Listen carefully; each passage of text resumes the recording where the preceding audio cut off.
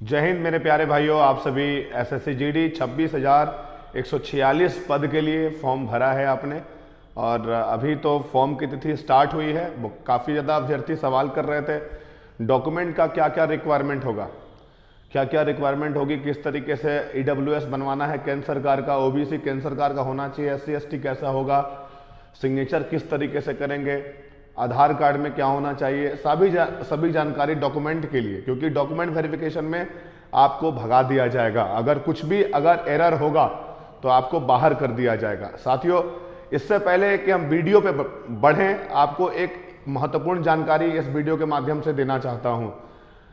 Marcos defence academy जो हमारी गांधी मैदान में फिजिकल होती है, और आर्य कुमार रोड राजेंद्र नगर, जो राजेंद्र नगर पटना में एक जगह है वैशाली गोलंबर के बगल में, हमारी संस्था बीएससी एकेडमी के द्वारा रन की जाती है। ये मार्कोस एकेडमी है और इसमें 1 तारीख से यानी कल से 3 दिन का डेमो, जो अभ्यर्थी बिहार के हैं या पूरे भारत के पटना में रहते हैं और ऑफलाइन क्लास करने में सक्षम हैं, उनको 3 दिन की डेमो फ्री दी जा रही है। आप सभी हमारे इसी क्लासरूम में, हमारा और भी क्लासरूम है, आप यहाँ पे आके पढ़ सकते हैं, 3 दिन के लिए डेमो ले सकते हैं, और अगर क्लास अच्छा लगे तो आप आगे कंटिन्यू भी कर सकते हैं। क्योंकि हमने ये प्रण किया है कि इसको 2 महीने में, फरवरी तक हमारे पास समय है, हम सभी 2 से ढाई महीने में इसको बैच को कंप्लीट करेंगे। और ये बैच को कंप्लीट ही नहीं करेंगे, इसमें सर्वाधिक रिजल्ट देने की प्रयास करेंगे, ताकि लड़के पैरामिलिट्री फोर्स को ज्वाइन कर पाएं। और अगले बहाली में जो पिछले बहाली में मैंने रिजल्ट दिया है, उससे काफ़ी ज़्यादा प्रभाव है इस बहाली पे। उम्मीद करूंगा कि इसमें भी हमारा रिजल्ट बढ़िया हो। अब साथियों, हम वीडियो पे आगे बढ़ते हैं। आप सभी डॉक्यूमेंट के बारे में काफ़ी ज़्यादा सवाल कर रहे थे, तो आज एसएससी जीडी 26,146 बहाली के लिए आप आवेदन कर रहे हैं, उससे पहले कुछ चीज़ों को समझना पड़ेगा। सबसे पहले साथियों, जो ईडब्ल्यूएस अभ्यर्थी हैं, यानी कि आपको पता है कि 10% यानी 10% का आरक्षण दिया जाता है वैसे अभ्यर्थी को जो अनरिजर्व थे, यूआर कैटेगरी में आते थे, उनको क्या था कि 10% आरक्षण दी जाती थी। आप देख रहे हैं स्क्रीन पे, 10% आरक्षण के लिए बनता है इकोनॉमिकली वीकर सेक्शन के लिए ईडब्ल्यूएस सर्टिफिकेट बनाया जाता है। अब ईडब्ल्यूएस सर्टिफिकेट के बारे में हम आपको बताते हैं। सबसे पहले साथियों, अगर ईडब्ल्यूएस सर्टिफिकेट आपको चाहिए तो सबसे पहले केंद्र सरकार का चाहिए होगा। उसमें आप जो पुराना स्टेट वाला ईडब्ल्यूएस बना के रखे हैं उसके साथ वो बना होना चाहिए। और उसके साथ आप क्या करेंगे कि एक फॉर्म लेंगे केंद्र वाला ईडब्ल्यूएस का, उसको ब्लैंक रखेंगे, कुछ भरना नहीं है। पहले चीज़ों को समझिएगा, उसको रखना है अपने पास। उसके बाद एक आधार कार्ड लेंगे अपना, और एक आवेदन लिखेंगे, बढ़िया सा आवेदन लिखेंगे कि आपको आखिर केंद्र सरकार की ईडब्ल्यूएस क्यों जरूरी है, क्यों चाहिए। तो आप लिखेंगे सेवा में श्रीमान जो भी है, हमें नौकरी हेतु ये चाहिए, आरक्षण हेतु जो नौकरी में फॉर्म भर रहा हूं। तो आप इस चारों चीज़ों को लेके जाएंगे समाहरणालय में, और वहां पे आप अपना नाम पता वगैरह सब भर लेंगे ईडब्ल्यूएस सर्टिफिकेट में, और वहां पे सबमिट कर देंगे। वहां पे क्या होगा कि वहां पे एसडीएम, डीएम, एसडीओ कोई भी अगर साइन कर देते हैं तो आपका वो मान्य हो जाएगा, यानी केंद्र सरकार का वैलिड हो जाएगा। तो आप ये ईडब्ल्यूएस बनाने के लिए यही करेंगे। फिर से आप वीडियो को पहले पॉज करके देख लीजिएगा, सुन लीजिएगा, 2 बार 3 बार सुन लीजिए, ताकि आपको दिक्कत नहीं हो। आधार कार्ड आपको ले जाना है, एक एप्लीकेशन ले जाना है, स्टेट ईडब्ल्यूएस जो बना है आपके पास वो ले जाना है, और एक आवेदन, एक फॉर्म ले जाना है जो ईडब्ल्यूएस सेंट्रल वाला फॉर्म होता है, आपका बन जाएगा। दूसरी चीज बनता है कास्ट सर्टिफिकेट।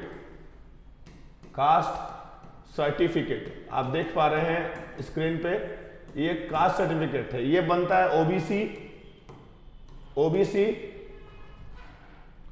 ये बनेगा ओबीसी के लिए और एससी एसटी के लिए, एससी और एसटी के लिए।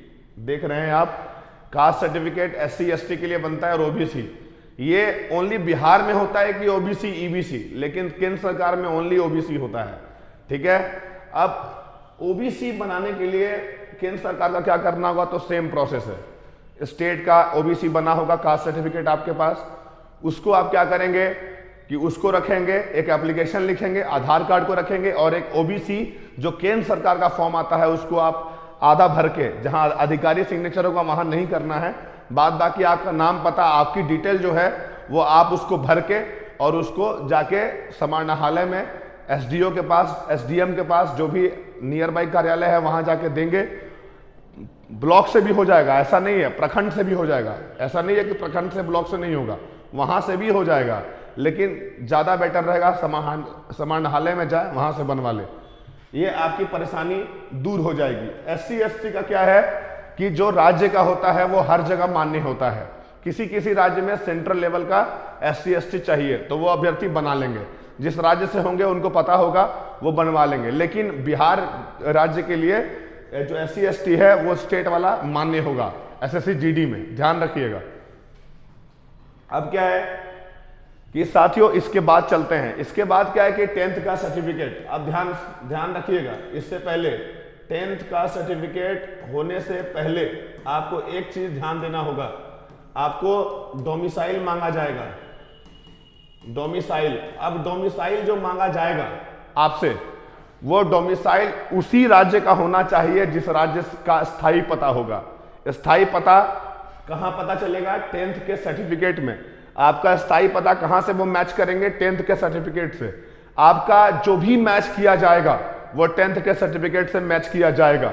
जैसे इसमें डेट ऑफ बर्थ, आपकी एड्रेस, आपका नाम, आपकी मां का नाम, जो भी है डिटेल यहां से 10th के सर्टिफिकेट से हर जगह मान्य होगा। तो जो स्थायी पता है वहीं का आवासीय होना चाहिए, डोमिसाइल होना चाहिए। चीजों को समझिएगा। मान लिया जाए कि आप उत्तर प्रदेश के कानपुर में पढ़ाई कर रहे हैं, 20 साल से आप रह रहे हैं, लेकिन आपका स्थायी पता बिहार है। बिहार में आप मान लीजिए गया के रहने वाले हैं या पटना के रहने वाले हैं, तो मैं पटना का रहने वाला हूं, कानपुर में 20 साल से पढ़ रहा हूं, लेकिन रहने वाला कहां का हूं? पटना का रहने वाला हूं। तो मेरा जो भी डॉक्यूमेंट है वो पटना का मान्य होगा। बात को समझ रहे हैं?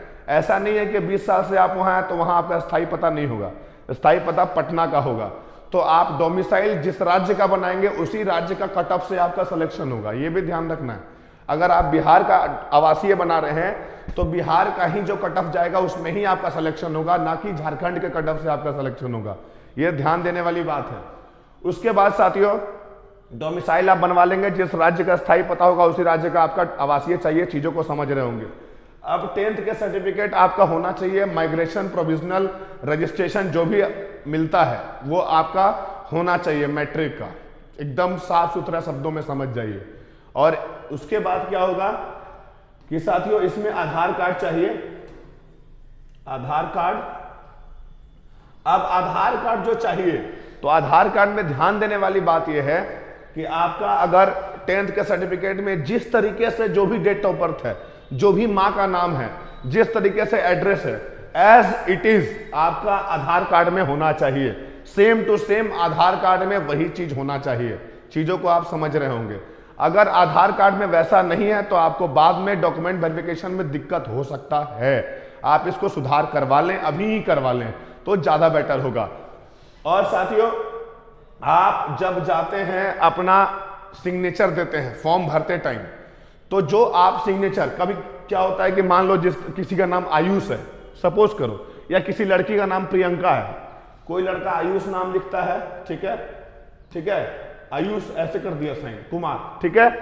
तो ये फॉर्म भरने के समय आयुष कुमार ऐसे किया, अब जब फिजिकल में गया तो ऐसे कर दिया, तो साइन मैच किया? साइन मैच नहीं करेगा। तो आप सबसे पहले ध्यान रखिएगा कि आप जब फॉर्म भरिएगा तो याद रखिएगा कि कौन सा साइन आपने दिया है। फिजिकल के समय और कुछ, रिटर्न के समय में और कुछ, फॉर्म भरने के समय में और कुछ, तो तीनों साइन गड़बड़ा जाएगा। इससे आपका सिलेक्शन में रुकावट आएगी और आपको डॉक्यूमेंट वेरिफिकेशन के टाइम में ओरिजिनल स्टूडेंट होने के बाद भी दिक्कत होगा। तो साइन आपको याद रखना है, साइन नहीं भूलना है। कोई लड़की का नाम मान लो प्रियंका है, वो पी लिख के ऐसे कर दी, ठीक है, फॉर्म भरने के टाइम में। बाद में क्या किया कि पी किया, पूरा प्रियंका लिख दिया, प्रियंका ऐसे कर दिया। और फिजिकल के टाइम में पी लिख के, आर लिख के और के करके ऐसे कर दिया, तो कभी होगा साइन मैच ही नहीं करेगा, तो उस समय डीबी में आपको दिक्कत होगा। अब क्या है कि मोबाइल नंबर और ईमेल आईडी याद रखिएगा कि जो मोबाइल नंबर दीजिएगा वो बंद नहीं होना चाहिए, जो ईमेल आईडी दीजिएगा वो भुला नहीं जाइएगा। आप लोग का एक बहुत बड़ा आदत है कि मोबाइल खो देते हैं। तो याद रखिएगा कि एसएससी जीडी में अगर सिलेक्शन लेना होगा तो मोबाइल नंबर ये मिसमैच नहीं होना चाहिए, भुलाना नहीं चाहिए, ईमेल आईडी भुलाना नहीं चाहिए और साइन आपका मिसमैच नहीं होना चाहिए। ये चीज ध्यान दीजिएगा, मोबाइल नंबर और ईमेल आईडी याद रखना है। उसकी बाद की जो चीज है कि आपका एनसीसी सर्टिफिकेट अगर आपके पास है तो आप उसको लगा देंगे। एनसीसी सर्टिफिकेट याद से जिनके पास है, ए हो, बी हो, सी हो, इसमें क्या फायदा है हम बताते हैं। आपको बताए थे 8 नंबर मिलेगा सी सर्टिफिकेट में, 4.8 नंबर मिलेगा बी सर्टिफिकेट में और 3.2 नंबर मिलेगा आपको ए सर्टिफिकेट में।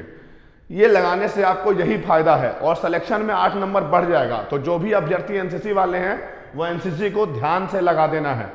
अब साथियों, जो अभ्यर्थी एसएससी जीडी की तैयारी कर रहे हैं वो जो भी वीडियो मैं बताया हूं उसको ध्यान से आप पूरा कर लें।